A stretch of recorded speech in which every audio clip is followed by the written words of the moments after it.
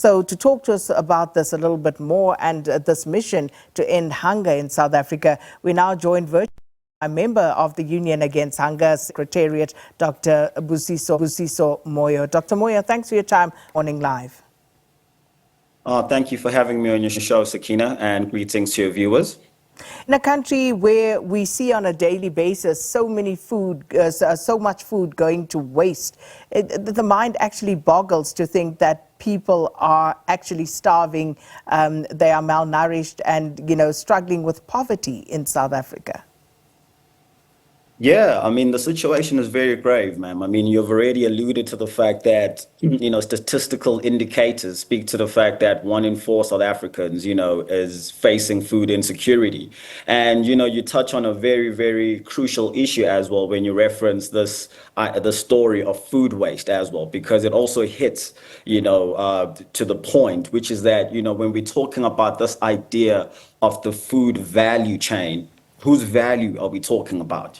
Because at the end of the day, we need to also remember that, the government does not necessarily produce food. So the moment we talk about food waste, it's also about the role of corporate, in this conversation. So the creation of, this Union Against Hunger is a platform, to grapple with the complexity of the food value chain, the complexity of, the food system, but also, fleshing out, right, this issue of hunger as a standalone issue, and that's what we're trying to drive home to say, if the situational analysis is such that 1 in 4 people in South Africa goes to bed hungry every day, think about our children.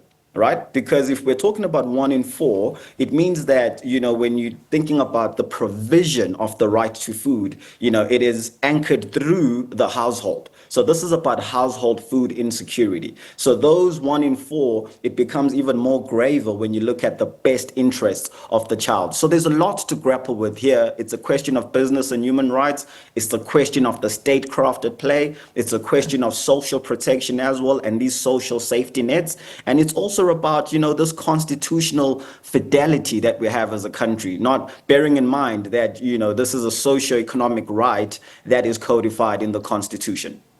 And I'm glad you touched on children there, Dr. Moyo, because we've been hearing about this high rate of stunting in children under the age of 5, around 28%. And that is a crying shame if you look at that statistic. And, what does it actually mean for those children in this instance? Yeah, exactly. And I'm grateful that, you've posed that question, Sakina, because that is part of, the anger that we are trying to translate into some kind of justice in South Africa. Because, the question of children is one of immediate urgency. And, it appears that, there's this lackluster approach from the state when it comes to, at least advancing children's rights to basic nutrition. So you need to remember, if I take you back to the Constitution, we have this dichotomy in the Constitution. We have Section 27 that speaks about access to sufficient food and water for the broader populace. And that codification in Section 27 is subject to progressive realization, meaning that the state can come back and say, look, we are well aware of this problem. We are grappling with it. And, we will give some kind of progress update towards the eradication or the fulfillment of the right to food. However, in Section 28, that's when we find the codification, the right to food as it relates to children. And there's a special emphasis on, children's right to basic nutrition. Now, why is this important? In Section 28 of the Constitution, that codification is not subject to progressive realization, meaning we don't want the government to come back and tell us, what their plans are or, how they're struggling, to attend to this issue, because those rights are absolute, meaning they're immediate and they have to be realized as a matter of urgency. So when we now delve in to the South African case and we look at the situational analysis, I mean, just early this February, right, we had reports of Altie Willard, who unfortunately died, through poisoning while he was looking for food, scavenging for food. I think around 2022, we also had the South African Human Rights Commission produce a report on the situational analysis in the Eastern Cape in particular, right? Talking about malnutrition and hunger concerns there. And just this week alone, there were also reports in the media talking about, the context that is now emerging in the Mpumalanga province, where, learners have been reported to be taking turns to eat as they go to school on a weekly basis.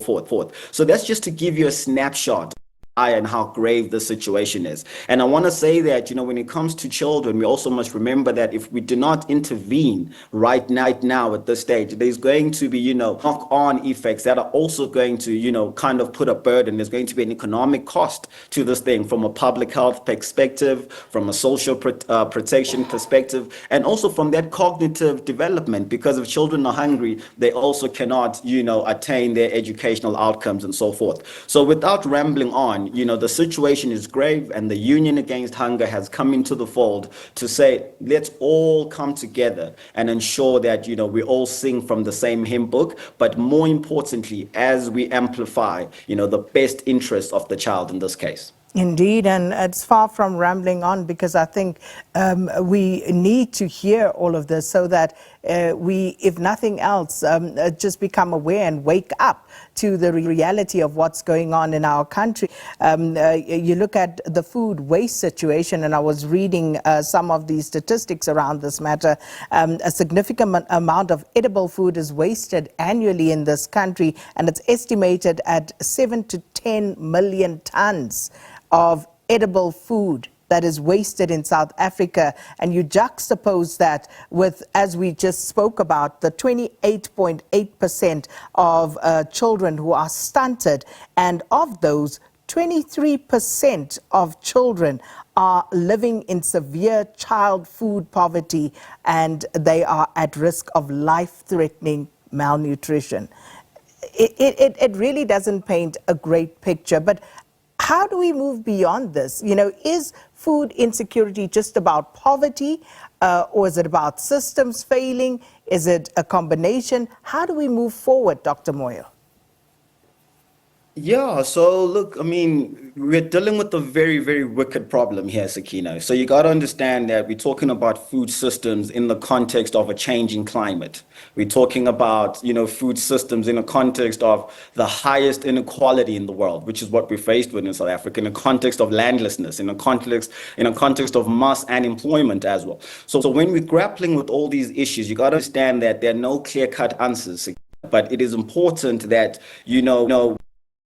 trying to center of Ubuntu into this discussion. It's one thing for us to grapple with these, wicked problems that we do not necessarily have clear-cut answers to, and it's one thing for us to have the rich and poor in society, but from an Ubuntu not meant to have the hungry amongst us. And we're trying to tap in, to that African ethic, but also beyond that, because, this is a question of complexity. It's got different entry points, different avenues, and there are different paradigms as well that inform our understanding, our anticipation of solutions in the space. But obviously, behind the scenes, what we often don't understand is that this is also a question of policy incentives.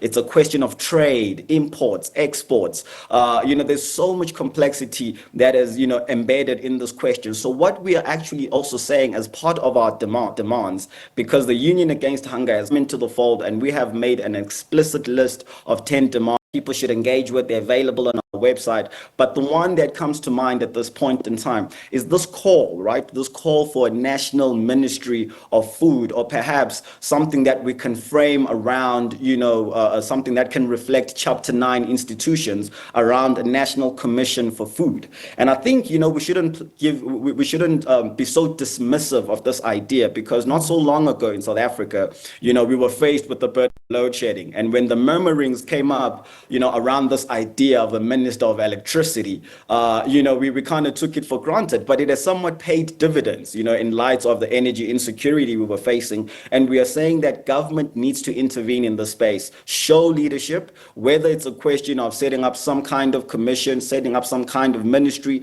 that is going to, forge ahead with some kind of coordinated, government kind of framework that will show some kind of leadership leadership in the space and ensure that, you know, the government is carrying the burdens of those at the bottom of the pyramid.